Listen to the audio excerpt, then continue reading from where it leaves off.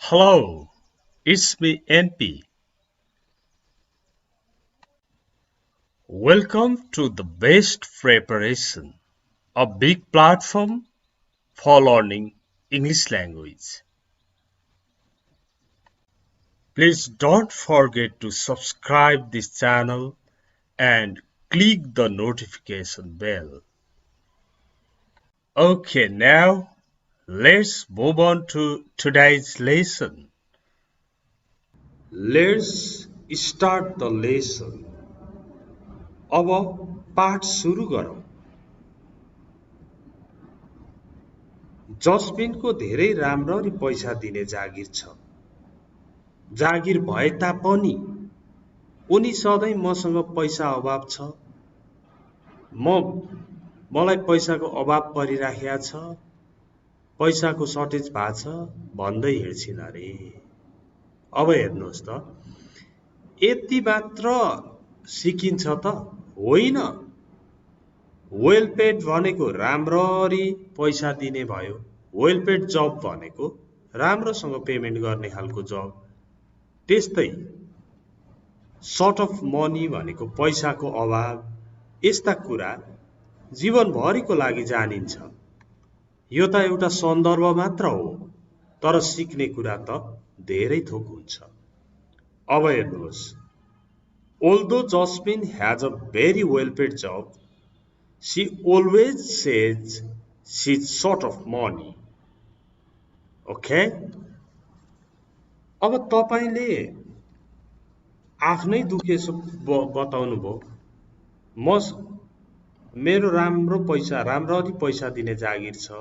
जागिर भए तापनि मलाई पैसाको अभाव हुन्छ भन्नु पर्यो भने नि, although I have a very well paid job,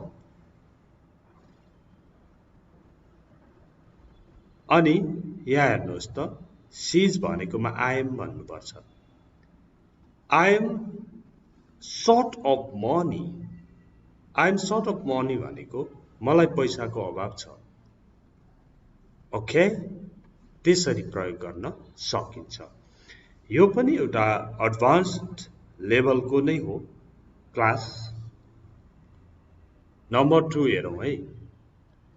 Hari 1 वर्ष मात्र फ्रान्समा गएको छ, तर ऊ पर्फेक्ट फ्रेन्च बोल्छ।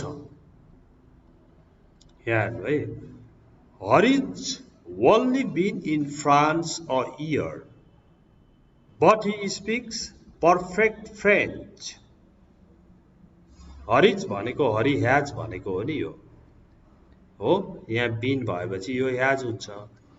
हरिज only been in France a year, but he speaks perfect French. अनि पर्फेक्टली चाहिँ कति बेला हुन्छ त सर? हो, पर्फेक्टली यति बेला हुन्छ जस्तो but he speaks French perfectly. Okay, त्यसरी पर्फेक्टली चाहिँ त्यसरी आउँछ। तर यहाँ पर्फेक्ट फ्रेन्च भन्ने शब्द छ। ओके, यस्तै गरी धेरैवटा सेन्टेन्स छैन, तर धेरै कुरा सिकाउँछ।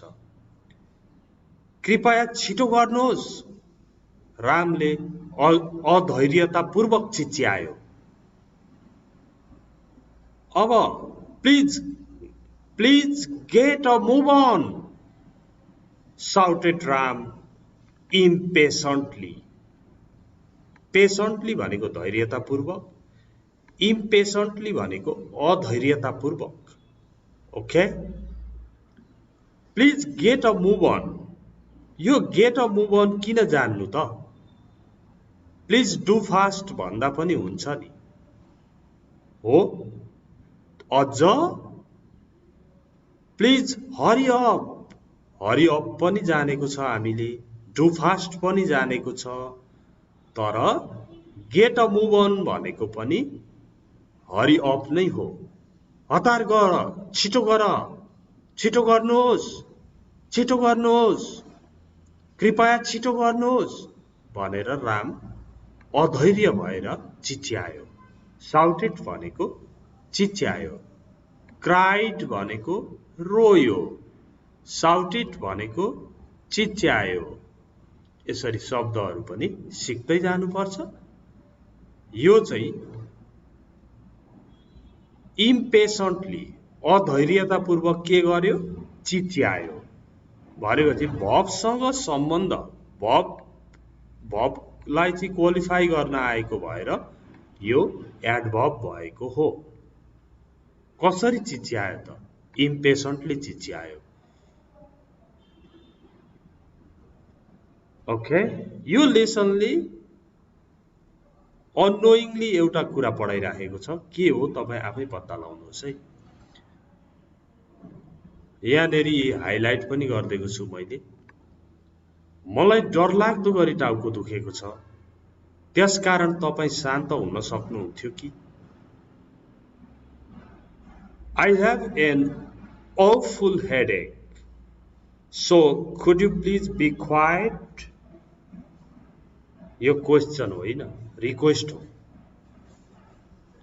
I have an awful headache, so could you please be quiet?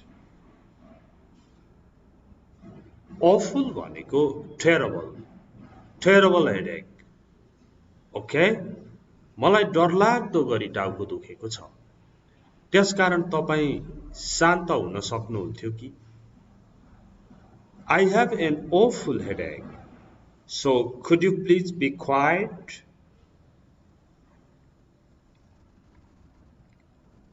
Next, कृष्णले गत वसन्त ऋतुमा भएको राज्यव्यापी कला प्रतियोगितामा राम्रो गर्यो। Krishna did well, Krishna did good भनिँदैन भन्न खोजेको क्या। Krishna did well in the state wide art contest held last spring. Held कहिले त? Last spring. कृष्णले गत वसन्त ऋतुमा भएको राज्यव्यापी कला प्रतियोगितामा राम्रो गर्यो। Krishna did well in the state wide art contest held last spring. Okay, next,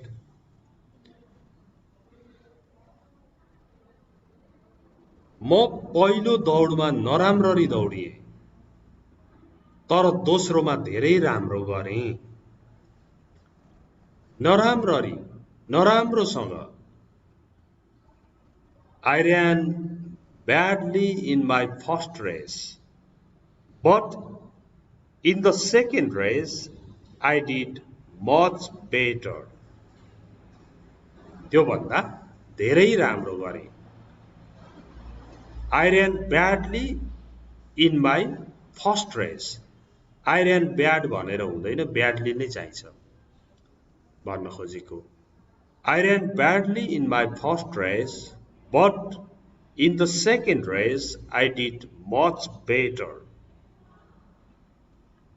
यसरी डिफिकल्ट टेक्स्टहरूलाई अर्थ बुझ्न सक्ने ज्ञानको विकास हुँदै जान्छ। नम्बर 7, मेरो आमा गत वर्ष धेरै बिरामी हुनुहुन्थ्यो, तर अहिले बिदा मनाउन जान पर्याप्त ठीक हुनुहुन्छ। My mother was very ill last year, but she's well enough to go on holiday now. Well enough, good enough भनिँदैन, well enough to go on holiday now. Okay, 8 number, Shiv उसले सके जति छिटो दौड्यो, तर अझै पनि ऊ ढिलो आइपुग्यो। अझै पनि। Shiv ran as fast as he could, but he still arrived late. But he still arrived late. Shiv उसले सके जति छिटो दौड्यो, तर अझै पनि ऊ ढिलो आइपुग्यो। त्यति दौडिँदा दौडिँदै पनि के भयो त उ ढिलो नै भयो हुन चाहिँ।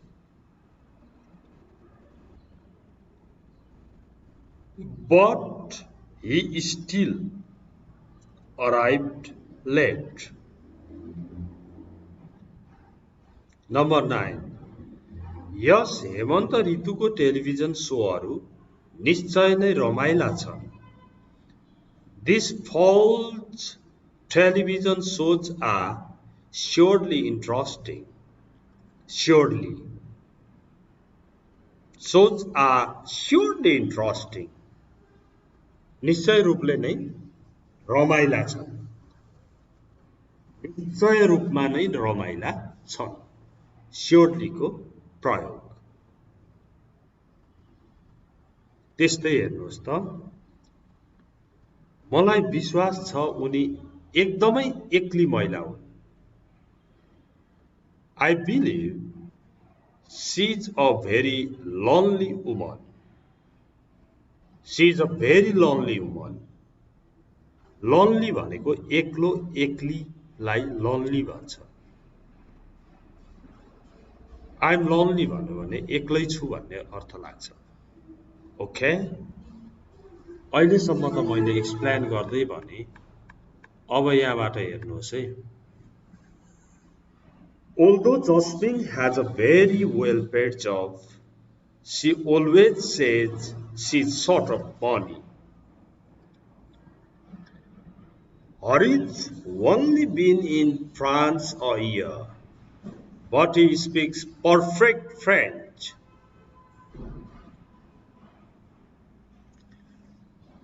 Please get a move on, shouted Ram impatiently.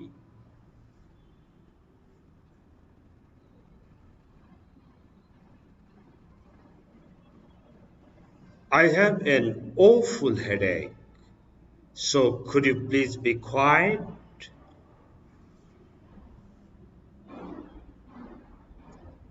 Krishna did well in the statewide art contest held last spring.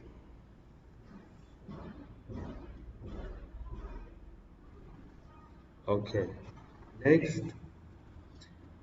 I ran badly in my first race, but in the second race I did much better.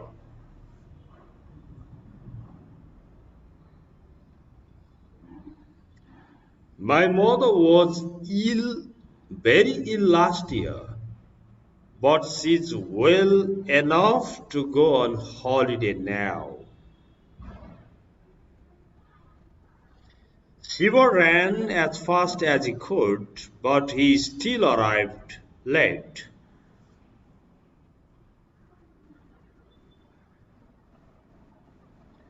This fall's television shows are surely interesting.